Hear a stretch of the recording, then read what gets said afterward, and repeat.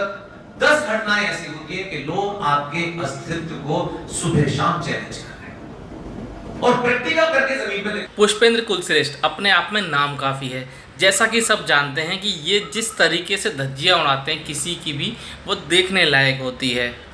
और सावन चल रहा है और आपको पता है कि इस समय पर कितनी मिलावटी चीज़ें होती हैं। मैं बात कर रहा हूँ लोगों की, कि लोग कैसे अपना नाम बदल के, धर्म बदल के होटल चला रहे हैं, ढाबे चला रहे हैं।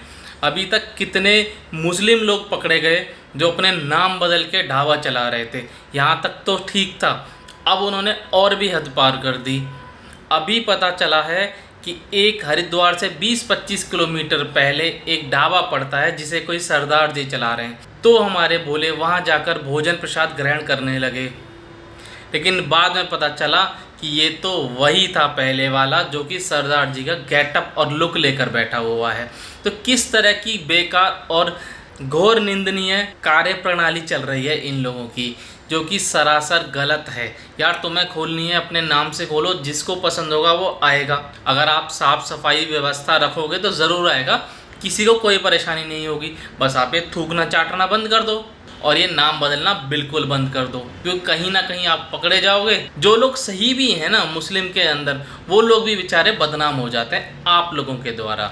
ये सब देख के मुझे रामायण का एक प्रसंग याद आ गया, जहाँ पर कालनेमी अपना रूप बदलकर हनुमान जी का रास्ता रोकने लगा।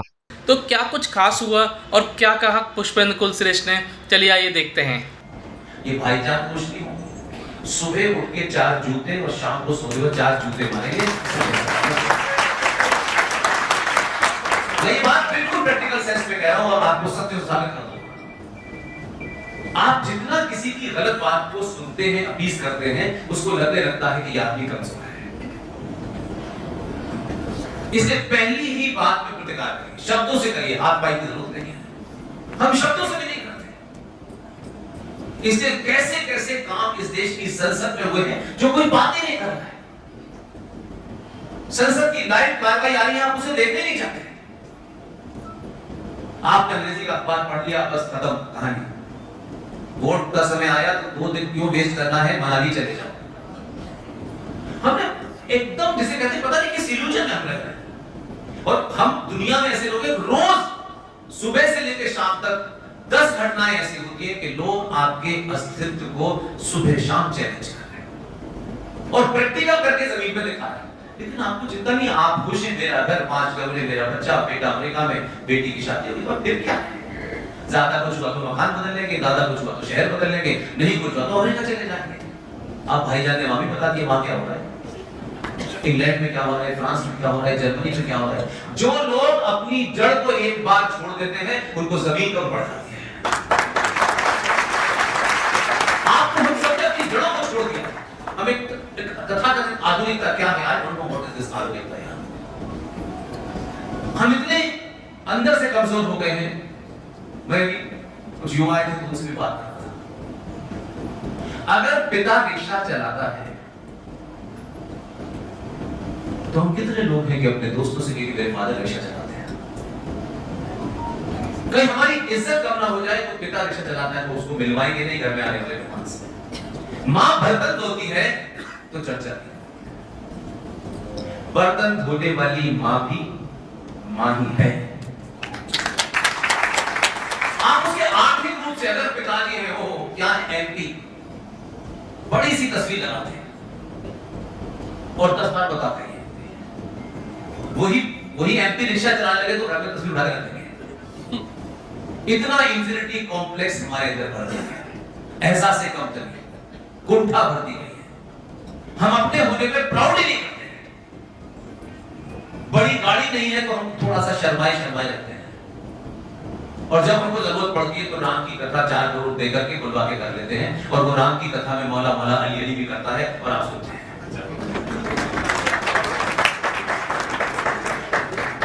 कुछ बच्चे जिनको आप दिन भर ज्ञान दे रहे हो कहना आप क्या बात कर रहे हो, ये इतना बड़ा कथाकार है, इसको कोई सीआईए पैसा नहीं दे रही, हम दे रहे हैं। और पूरी राम की कथा के अंदर वो कहां तक ले जाता है, उसके क्या स्वार्थ है, उनका स्वार्थ राष्ट्र का स्वार्थ नहीं है। हमें दम है खड़े होकर कहेंगे ये सुनिए पंडित जी, आपको कथा के लिए बुलाया है, आपने जितने पैसे मांगे वो भी हमने दिए, लेकिन राम की कथा सुनाओ, राम के सही चरित्र का चित्रण करो। ये मौला और अली कहां से घुस गए? हम नहीं, आज सबको चलने दो। यही बीमारी से अलग अलग जने क्या क्या लोग पक रहे हैं, बेसिर पैर की बातें कर रहे हैं, अद्भुत अद्भुत ज्ञान दे रहे हैं। इसलिए मैं आप सबसे निवेदन करता हूं कि आप सच बोलें और जोर से बोलें।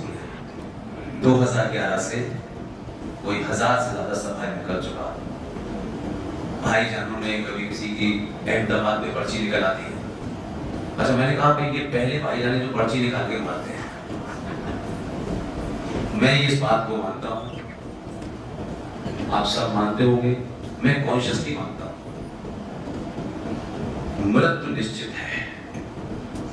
दुनिया की कोई ताकत उसे बदल नहीं सकती। उसका समय, उसकी जगह निश्चित है। जब मृत्यु आएगी तो दुनिया की कोई ताकत नहीं रोक सकती। और सनातनी हिंदू, जब मृत्यु निश्चित है तो मरने से डर क्यों रहे? मर के जीने से अच्छा है मर जाओ, और जिंदा हो तो जिंदा होने का सबूत दो।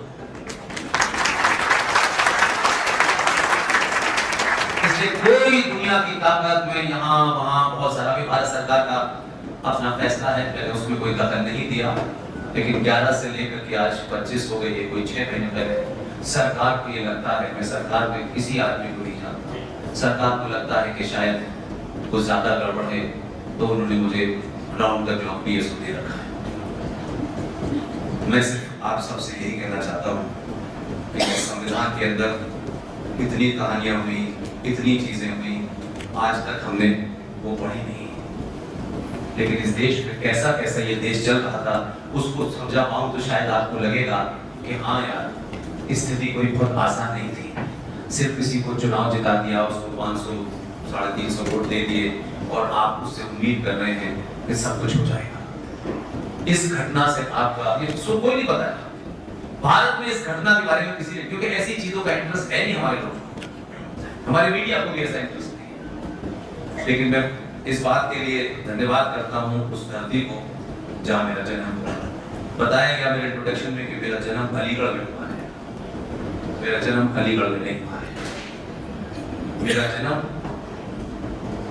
वहां हुआ है जहां आइडिया ऑफ पाकिस्तान पैदा हुआ है, और उस जगह का नाम है अलीगढ़ मुस्लिम विश्वविद्यालय। इसलिए मैंने, आपने किसी भाईजान को सड़क पे देखा होगा, मैंने जिंदगी में रोजा, नमाज, कलमा सब कुछ पढ़ा है और उन्होंने मुझे पढ़ा दिया है। वो पढ़ के भूल गए कि मुझे याद है ना, परेशान है उससे। कोई बात बिना एक्ट के करता ही नहीं, चाहे कितनी भी बड़ी बात हो, कितनी छोटी बात हो। वैसे तो ये वीडियो बहुत ही कमाल की थी और सबके सुनने लायक थी, सबके सुनने वाली थी। आप लोगों को ये वीडियो कैसी लगी कमेंट में ज़रूर बताएं, अपनी राय ज़रूर दें, क्या चीज़ें सुधरनी चाहिए, क्या नहीं सुधरना चाहिए, सब बताएं। चलिए मिलते हैं आपसे नेक्स्ट वीडियो में, तब तक के लिए जय हिंद, जय भारत।